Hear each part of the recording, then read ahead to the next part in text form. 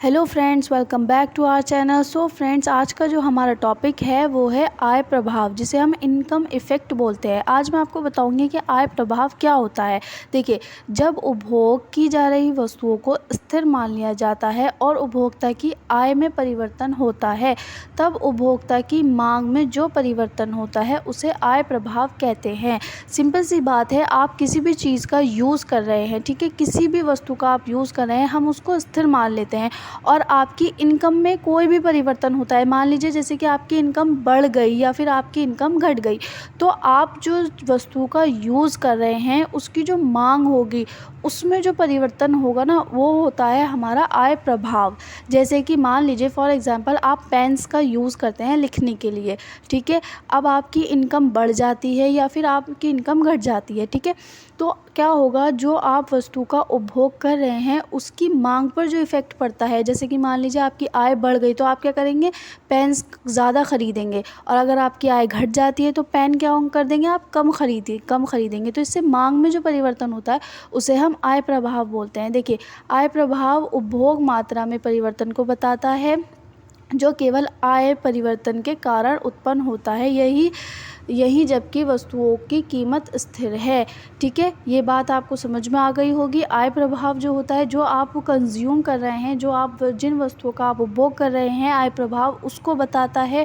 और ये जब होता है जब आय में परिवर्तन होता है, ठीक है, जबकि हमारी कीमत जो है वो स्थिर है। आप जैसे 5 रुपये का पेन जो है वो 5 का ही रहेगा, लेकिन अगर आपकी इनकम बढ़ जाती है या आपकी इनकम घट जाती है तो आप उसकी मांग पर इफ़ेक्ट पड़ेगा। आप उसे ज़्यादा यूज़ करना पसंद करेंगे, इनकम घट गई तो आप उसे कम यूज़ करना पसंद करेंगे, ठीक है।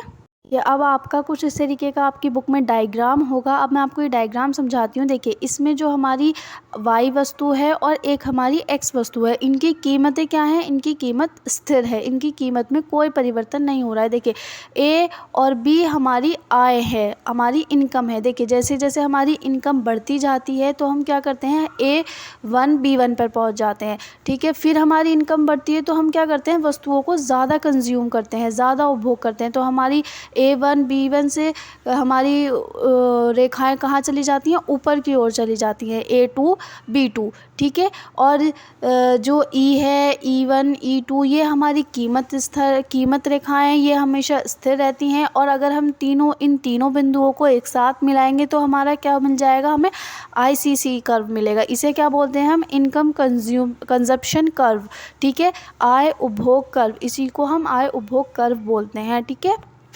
ये अब हमारा नेक्स्ट टॉपिक है कीमत प्रभाव, यानी कि प्राइस इफेक्ट।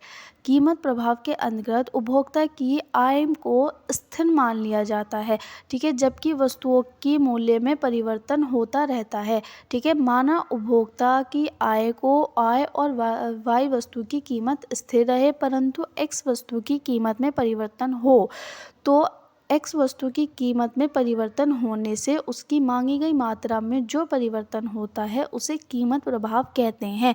देखिए, इसका मतलब ये होता है कि कीमत प्रभाव में क्या होता है, जो वस्तु की कीमत होती है उसमें चेंज आता है। आय प्रभाव में क्या होता है, कीमत स्थिर रहती है, आय में चेंज होता है। इसमें क्या होता है, कीमत प्रभाव में कि आय हमारी स्थिर रहती है और कीमत में चेंज होता है, ठीक है। तो इसमें क्या होता है कि हम आय को स्थिर मान लेंगे और वाई और एक्स वाई हमारी दो वस्तुएं होती हैं, उसमें से हम वाई वस्तु की कीमत को स्थिर मान लेते हैं। अब जब आप एक वस्तु की कीमत को स्थिर मान लेंगे और जो दूसरी वस्तु है उससे रिलेटेड या कोई और, उसमें जो अगर उसकी कीमत में परिवर्तन होता है, मान लीजिए वो सस्ती हो जाती है या फिर वो महंगी हो जाती है, तो उससे उसकी मांग में जो परिवर्तन होगा, उसकी मांग में परिवर्तन जो होगा उसे ही हम कीमत प्रभाव कहते हैं। जैसे कि फॉर एग्जांपल मान लीजिए एक्स और वाई दो वस्तु हैं, यानी कि एक मान लीजिए चाय है, एक कॉफ़ी है।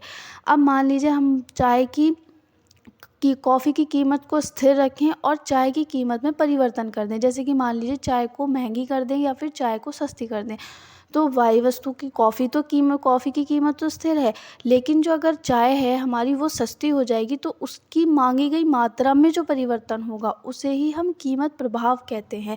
चलिए अब हम इसके डायग्राम पर आते हैं। ये इसका डायग्राम है। देखिए इसमें क्या होगा कि y और a हमारी इनकम है और y हमारी वस्तु है। इनकी प्राइस जो होंगे वो स्थिर रहेंगे, यानी कि y वस्तु की कीमत स्थिर रहेगी और हमारी आय स्थिर रहेगी। लेकिन जो x वस्तु है उसकी कीमत में परिवर्तन होगा। जैसे कि x वस्तु की कीमत सस्ती हो जाती है तो उपभोक्ता क्या करेगा, a b से a b 1 पर पहुंच जाएगा। ठीक है, ये एक नई कीमत रेखा बन जाएगी। फिर मान लीजिए अगर वो वस्तु और सस्ती हो जाती है वाई के मुकाबले में, तो हम क्या करेंगे, उसकी दूसरी और ज़्यादा उसे कंज्यूम करेंगे तो हमारी नई कीमत रेखा बन जाएगी, वो हो जाएगी AB2।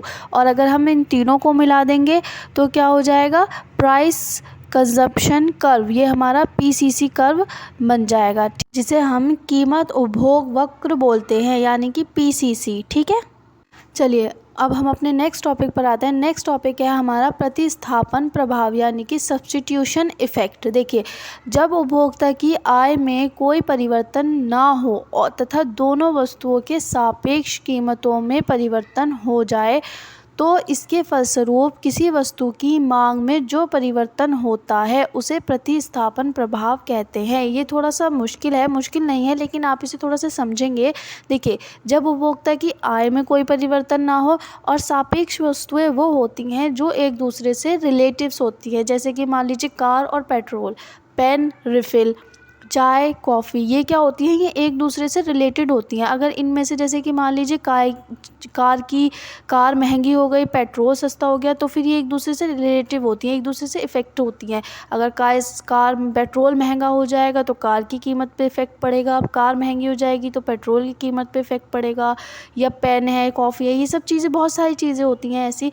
तो ये क्या होती है कि इनकी कीमतों में परिवर्तन हो जाता है, तो इनसे इनकी मांग में जो परिवर्तन होता है तो उसे ही हम प्रतिस्थापन प्रभाव कहते हैं। ठीक है, उपभोक्ता को बदलती हुई कीमतों पर अपनी ख़रीद को इस प्रकार व्यवस्थित करना पड़ता है कि वो अपेक्षाकृत महंगी वस्तु कम खरीदे और सस्ती वस्तु की अधिक मात्रा खरीदे, और उपभोक्ता को ना हानि हो और ना ही लाभ होता है, बल्कि संतुष्टि का स्तर बना रहता है। ये बात तो आप समझ गए होंगे। कोई भी उपभोक्ता होता है, कोई भी कंज्यूमर होता है, वो हमेशा क्या चाहता है कि वो सस्ती वस्तु ज़्यादा ख़रीदे और महंगी वस्तु कम ख़रीदे। वो अपना बजट ऐसा बनाकर चलता है कि उसे ना तो लाभ हो और ना ही हानि हो, सिर्फ वो संतुष्ट रहे कि वो जो चीज़ उपभोग कर रहा है वो उसके बजट में है और वो उससे सेटिस्फाई है। चलिए अब हम इसके डायग्राम पर आते हैं। देखिए इसके डायग्राम को आप सही से समझेंगे और ध्यान से समझेंगे। देखिए y और x हमारी वस्तु हैं, a और b हमारी कीमत रेखाएं हैं। ठीक है, अब उपभोक्ता क्या करता है, पहले x वस्तु की OM इतनी मात्रा उपभोग करता है और y वस्तु की OR इतनी मात्रा उपभोग करता है। लेकिन जब एक्स वस्तु की कीमत में परिवर्तन होता है, मान लीजिए एक्स वस्तु हमारी सस्ती हो जाती है और वाई वस्तु की तुलना में वाई वस्तु महंगी हो गई। जब एक्स वस्तु हमारी सस्ती हो जाती है तो क्या करता है उपभोक्ता, कंज्यूम तो दोनों ही वस्तु करता है, लेकिन क्या करता है, मांग अपनी मात्रा में परिवर्तन कर देता है। देखिए जैसे कि एक्स वस्तु की मात्रा कहाँ पर आ जाती है, OM1 पर आ जाती है, और वाई वस्तु की मात्रा कहाँ आ जाती है, OR1 पर आ जाती है। मात्रा तो दोनों ही उपभोग कर रहा है, वस्तु तो दोनों ही उपभोग कर रहा है, लेकिन क्या करता है उपभोक्ता, उनकी मात्रा में परिवर्तन हो जाता है। जैसे कि आप देख रहे होंगे कि वाई वस्तु तो नीचे की ओर घट रही है, लेकिन एक्स वस्तु क्या है, आगे की ओर बढ़ रही है। तो हमारी एक नई कीमत रेखा बनकर तैयार होती है, जिसे हम बोलते हैं A1 और B1। ये हमारी नई कीमत रेखा है, क्योंकि एक्स वस्तु हमारी सस्ती हो गई तो इसलिए हमारी एक्स वस्तु की मात्रा उपभोक्ता ज़्यादा उपभोग करेगा, और वाई वस्तु हमारी महंगी हो जाती है तो उसकी मात्रा कम उपभोग करेगा। तो इसीलिए वाई वस्तु हमारी R जो है R1 पर आ जाता है और M से M1 पर चला जाता है। ठीक है, अगर आपको वीडियो अच्छी लगी हो so like, subscribe and share. Thanks for watching.